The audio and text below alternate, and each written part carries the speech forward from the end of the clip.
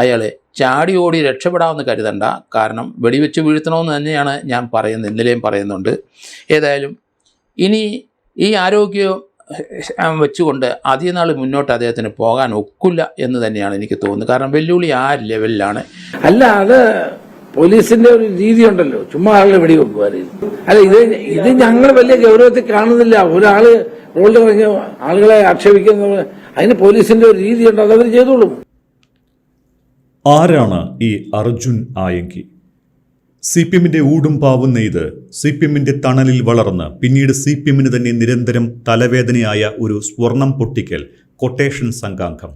പോലീസിനെയും ആഭ്യന്തര വകുപ്പിനെയും വെല്ലുവിളിക്കുന്ന അർജുൻ ആയങ്കി ആരാണ് എന്ന ചോദ്യത്തിനുള്ള ഉത്തരം ലളിതമായി ഇങ്ങനെ വിശദീകരിക്കാം. കണ്ണൂർ അഴീക്കോട് കപ്പക്കടവ് സ്വദേശി, DYFI യൂണിറ്റ് സെക്രട്ടറിയായാണ് തുടക്കം. പിന്നാലെ ഇടത് സൈബർ പോരാളികളുടെ ആവേശമുഖമായി മാറി. സമൂഹ മാധ്യമ ലോകത്ത് വെല്ലുവിളികൾ നിറഞ്ഞ പോസ്റ്റുകളിലൂടെ ആയങ്കി സ്വന്തമായ ഒരു ഫാൻ ബേസ് ഉണ്ടാക്കിയെടുത്തു. ഇത് പക്ഷേ CPM-ന് സ്ഥിരം തലവേദനയായി മാറിയപ്പോൾ പാർട്ടി തന്നെ ബന്ധം അറുത്തുകളഞ്ഞു. എന്നിട്ടും ആയങ്കി ഇടത് സൈബർ പോരാളി എന്ന മേലങ്കി എടുത്തണിഞ്ഞ് തന്നെ നടന്നു. 2021 മുതൽ കേരളത്തിലെ മാധ്യമങ്ങളിൽ സ്ഥിരം നിറഞ്ഞു കേൾക്കുന്ന ഒരു പേരായി അർജുൻ ആയങ്കി മാറിയിട്ടുണ്ട്. ഇപ്പോൾ ആയങ്കിയെ പിടിക്കാൻ പോലീസ് പ്രത്യേക സംഘത്തെ നിയോഗിച്ചിരിക്കുന്നു. വേണ്ടി വന്നാൽ വെടിവെച്ചിട്ടായാലും പിടികൂടുമെന്ന് പോലീസ് പ്രഖ്യാപിച്ചിരിക്കുന്നു. മുട്ടിന് വെടിവെച്ചാലും മുട്ടുകുത്തില്ല എന്ന് ഒളിവിലിരുന്നു കൊണ്ട് ആയങ്കി പോലീസിനെ വീണ്ടും വെല്ലുവിളിക്കുന്നു. ആരാണ് ഈ അർജുൻ ആയങ്കി? അയാൾക്ക് എവിടെ നിന്നാണ് ഇത്ര ബലം കിട്ടുന്നത്? 2021 കോഴിക്കോട് രാമനാട്ടുകരയിൽ ഒരു അപകടം നടന്നു. 5 പേർ മരിച്ച ആ അപകടത്തെക്കുറിച്ചുള്ള അന്വേഷണം എത്തിപ്പെട്ടത് സ്വർണ്ണക്കടത്ത് സംഘങ്ങളിലേക്കായിരുന്നു. കരിപ്പൂർ വിമാനത്താവളം വഴി സ്വർണം കടത്തിക്കൊണ്ടുവന്ന സംഘവും കള്ളക്കടത്ത് സ്വർണം പൊട്ടിക്കാൻ വന്ന സംഘവും തമ്മിലുള്ള ചേസിംഗ് ആണ് അപകടമുണ്ടാക്കിയത്. അന്ന് സ്വർണം പൊട്ടിക്കാൻ വന്ന സംഘത്തിലെ അംഗമായിരുന്നു അർജുൻ ആയങ്കി. കണ്ണൂരിൽ രാഷ്ട്രീയ സംഘർഷങ്ങൾ കുറഞ്ഞു വന്നതോടെ കൊട്ടേഷൻ സംഘാംഗങ്ങൾ സ്വർണ്ണക്കടത്തിലേക്കും സ്വർണം പൊട്ടിക്കലിലേക്കും തിരിഞ്ഞിരുന്നു. അങ്ങനെയാണ് അർജുൻ ആയങ്കിയും സ്വർണം പൊട്ടിക്കൽ സംഘത്തിൽ എത്തുന്നത്. സ്വർണം കടത്താനും പൊട്ടിക്കാനും TP ചന്ദ്രശേഖരൻ വധക്കേസ് പ്രതികളായ കൊടിസുനി, മുഹമ്മദ് ഷാഫി എന്നിവരുടെ സഹായം ലഭിച്ചിട്ടുണ്ട് എന്ന് പിന്നീട് അർജുൻ തന്നെ കസ്റ്റംസിന് മൊഴി നൽകിയതാണ്. കാര്യമെന്തായാലും രാമനാട്ടുകര കേസിൽ കണ്ണൂർ പെരിങ്ങോത്തെ പാർട്ടി ഗ്രാമത്തിൽ ഒളിവിൽ കഴിയുമ്പോൾ അർജുൻ ആയങ്കി അറസ്റ്റിലായി. ഈ അറസ്റ്റോടെ അർജുന്റെ കുപ്രസിദ്ധി വർദ്ധിച്ചു. വിദേശത്ത് നിന്ന് കാരിയർമാരെ നിയോഗിച്ച് ഇന്ത്യയിലേക്ക് സ്വർണം കടത്തൽ, മറ്റ് കള്ളക്കടത്തുകാരുടെ സ്വർണം മോഷ്ടിക്കൽ, സ്വർണം നഷ്ടപ്പെട്ടവരുമായി വിലപേശൽ തുടങ്ങിയവയാണ് അർജുന്റെ സ്ഥിരം രീതികളെന്ന് കസ്റ്റംസ് അന്വേഷണത്തിൽ കണ്ടെത്തി. 2021 പിടിയിലാകും വരെ 6 കോടിയുടെ സ്വർണം തട്ടിയെടുത്തുവെന്നാണ് കണ്ടെത്തൽ. രാഷ്ട്രീയത്തിൽ DYFIയുടെ യൂണിറ്റ് സെക്രട്ടറിയായാണ് അർജുൻ ആയങ്കിയുടെ രംഗപ്രവേശം. എന്നാൽ ആയങ്കി ശ്രദ്ധിക്കപ്പെടുന്നത് സൈബർ ഇടങ്ങളിലെ രാഷ്ട്രീയ എതിരാളികളെ ഭീഷണിപ്പെടുത്തിയും വെല്ലുവിളിച്ചും ആരാധകരെ സൃഷ്ടിച്ചുകൊണ്ടുമായിരുന്നു. വെല്ലുവിളികളിലൂടെ CPM സൈബർ പോരാളിയായി അർജുൻ സോഷ്യൽ മീഡിയയിൽ ശ്രദ്ധിക്കപ്പെട്ടു. രാഷ്ട്രീയ പ്രവർത്തനങ്ങൾക്കപ്പുറം വലിയൊരു കുറ്റകൃത്യ ശൃംഖലയുടെ സൂത്രധാരനായി അർജുൻ ആയങ്കി മാറി. കണ്ണൂരിലെ ലീഗുമായും BJPയുമായുമുള്ള CPM-ന്റെ പല സംഘർഷങ്ങളിലും ആയങ്കിയുടെ പേര് ഉയർന്നു കേട്ടു. പാർട്ടിയുടെ തണലുപയോഗിച്ച് നിയമവിരുദ്ധ പ്രവർത്തനങ്ങൾ സജീവമായതോടെ അവസാനം ആയങ്കിയെ വളർന്നു വന്ന പ്രസ്ഥാനം തന്നെ തള്ളിപ്പറഞ്ഞു. അർജുൻ ആയങ്കിയുടെ ഇടപാടുകൾക്ക് CPM-നും DYFIക്കും ഒരു ബന്ധവുമില്ല എന്ന് നേതാക്കൾ തന്നെ നിലപാടെടുത്ത് തള്ളിപ്പറഞ്ഞതോടെ ആയങ്കി പാർട്ടിക്ക് പുറത്തായി. പക്ഷേ അപ്പോഴും പാർട്ടിക്ക് വേണ്ടി സോഷ്യൽ മീഡിയയിൽ പണിയെടുക്കുന്ന സൈബർ പോരാളിയായി ആയങ്കി സ്വയം മുന്നോട്ട് വന്നു.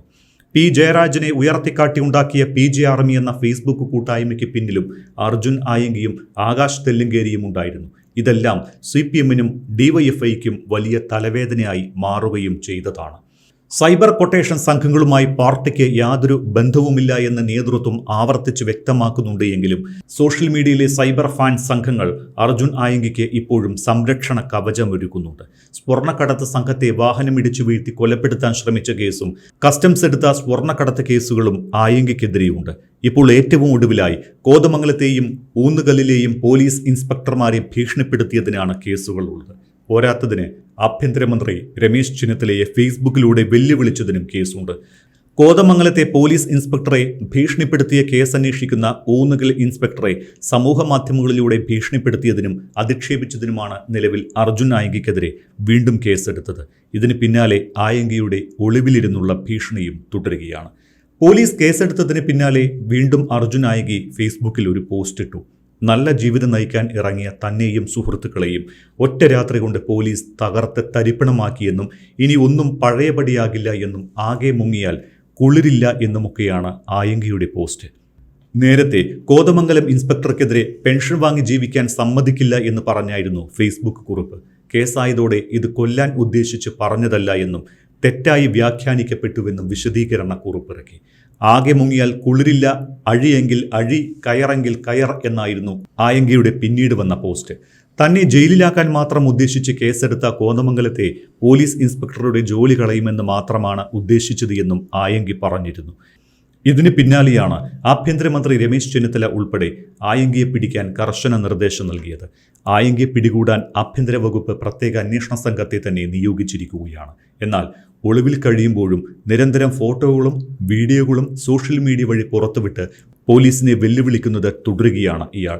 നിരന്തരം പ്രകോപനവും വെല്ലുവിളികളുമായി അർജുൻ നിൽക്കുമ്പോൾ എത്രയും പെട്ടെന്ന് ഇയാളെ കണ്ടെത്താൻ പോലീസിന് മേൽ സമ്മർദ്ദം ഏറിയിട്ടുമുണ്ട്.